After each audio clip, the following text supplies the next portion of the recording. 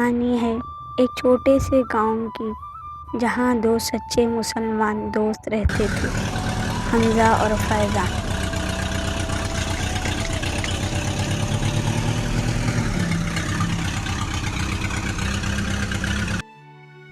فیضان بھائی، دیکھو فصل کتنی اچھی ہو رہی ہے۔ انشاءاللہ اس بار ہم بہت کچھ کمائیں گے، بس اللہ سے دعا ہے کہ وقت پر بارش ہو جائے۔ محنت ہم کر رہے ہیں، برکت تو اسی کے ہاتھ میں ہے۔ اگلی رات آسمان سے ایسی بارش برسی جس نے سب کچھ تہس نہس کر دیا۔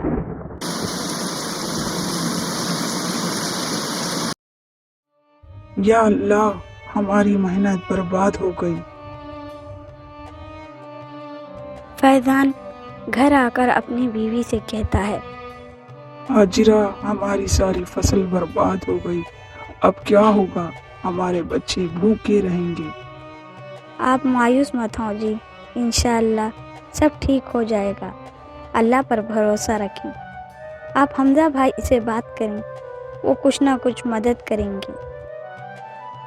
فیضان حمزہ کے پاس جاتا ہے۔ حمزہ بھائی، میں بہت پریشان ہوں، ہماری ساری فصلیں برباد ہو گئی ہے، کھانے کو ہمارے پاس کچھ بھی نہیں ہے، میرے بچے بھوکے رہیں گے، اب میں کیا کروں؟ مایوس نہ ہو بھائی، جو کچھ بچا ہے وہ ہم دونوں کا ہے، اللہ نے اب تک دیا ہے، آگے بھی دے گا۔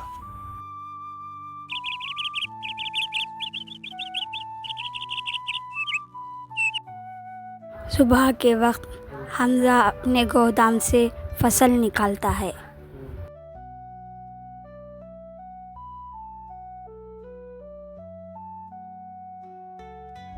فیضان بھائی، آدھی بچی ہوئی فصل آپ لے لو، ہم ایک ساتھ محنت کرتے ہیں تو برکت بھی بانٹنی چاہیے۔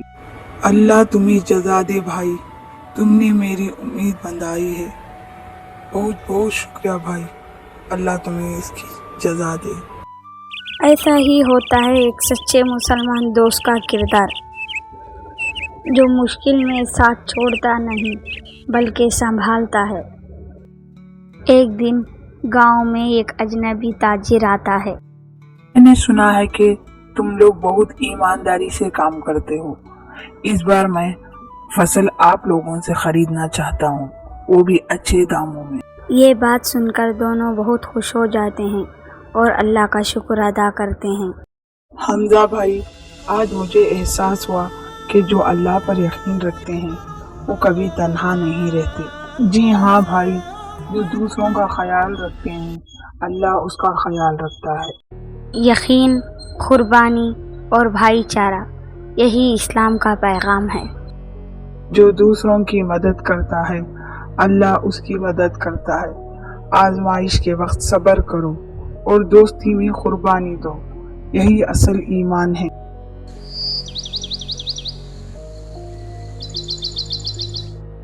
نورپور کے ایک گاؤں میں دو بھائی رہتے تھے، احمد اور رفیق۔ احمد ایمانداری اور محنت پسند آدمی تھا، جبکہ رفیق لالچی اور بے ایمان تھا۔ دونوں کا گھر آس پاس تھا اور دونوں کی کھیتی بھی ایک ہی جگہ تھی، مگر ان کی سوچ بالکل الگ تھی۔ اللہ کا شکر ہے، آج فصل اچھی ہو رہی ہے۔ محنت کرنے سے اللہ بھی راضی ہوتا ہے اور فصل بھی اچھی ہوتی ہے، بس اپنی نیت صاف ہونی چاہیے۔ دور سے رفیق دیکھتا ہے، اس کا چہرہ ناراض اور لالچی نظر آتا ہے۔ مجھے یہ سب بیکار لگتا ہے، روز روز اتنی محنت۔ احمد تو بس محنت میں لگا رہتا ہے، مجھے کوئی آسان طریقہ ڈھونڈنا ہوگا تاکہ میں جلدی سے جلدی امیر بن جاؤں۔ احمد صبح جلدی اٹھتا، محنت کرتا اور اپنی فصل کا اچھا دھیان رکھتا۔ وہ غریبوں کی مدد کرتا تھا، سچائی سے کام لیتا تھا اور ہمیشہ اللہ سے دعا کرتا تھا۔ دوسری طرف رفیق صرف اپنا فائدہ سوچتا تھا، وہ لوگوں سے جھوٹ بولتا، فصل میں ملاوٹ کرتا اور ہر جگہ بے ایمانی دکھاتا۔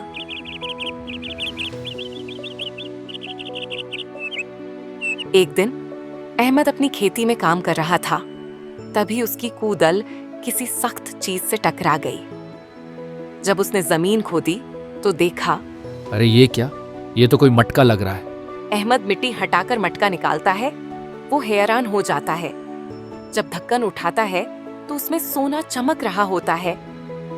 अहमद अल्लाह का शुक्र अदा करते हुए सुभान अल्लाह, लेकिन ये सोना मेरा नहीं है, ये अल्लाह की तरफ से एक इम्तिहान भी हो सकता है।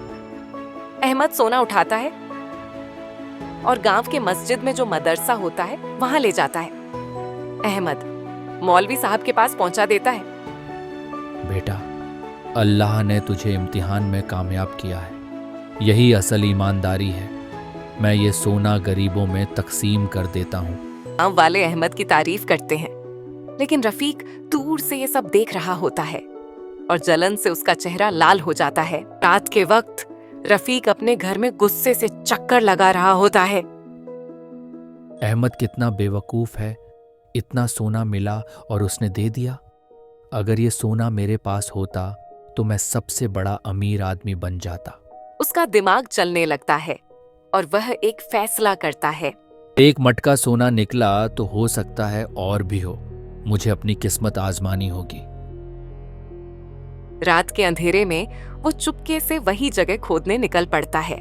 रफीक बेलचा लेकर मिट्टी खोद रहा होता है, लेकिन अचानक मिट्टी धंस जाती है और वो एक बड़े गड्ढे में गिर जाता है। रफीक चीखता है, हाय बचाओ, कोई है, मैं गड्ढे में गिर गया हूँ। गांव वाले सुबह उसकी चीखें सुनते हैं और वहां भागते हैं। रफीक, ये तू यहाँ क्या कर रहा है? रफीक शर्मिंदा होता है, आंसुओं भरी आंखों से सबको देखता है।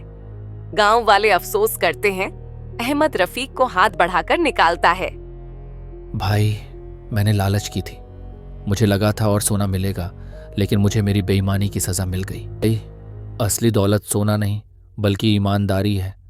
अल्लाह हमेशा ईमानदारों का साथ देता है। अहमद रफीक को गले लगाता है। रफीक आंसुओं से अपनी गलती मानता है। अहमद और रफीक एक नए दिन के साथ खेती में काम शुरू कर देते हैं। रफीक अब बदल चुका था और ईमानदारी से काम करने लगा। इस कहानी से हमें यह सबक मिलता है कि ईमानदारी का फल हमेशा मीठा होता है और लालच का अंजाम हमेशा बुरा। जो अल्लाह पर भरोसा करता है वो कभी नुकसान नहीं उठाता।